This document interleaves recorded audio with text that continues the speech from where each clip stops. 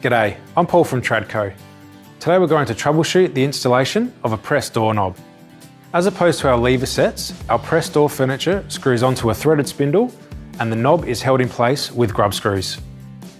A common problem with the installation of this kind of door furniture is the knobs and spindle not sitting level and binding, causing the knob to not function properly.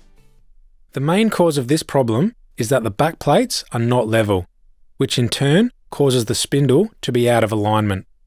Now let's take you through some steps to make sure your press door furniture operates correctly.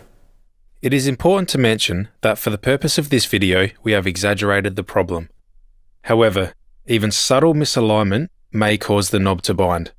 The first step is to unscrew the backplate screw, then unscrew the grub screw.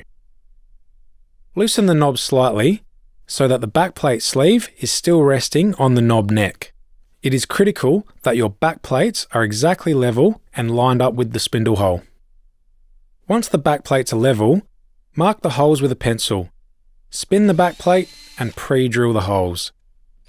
Return the back plate to its correct position and install screws by hand using a screwdriver. Now, retighten the knobs.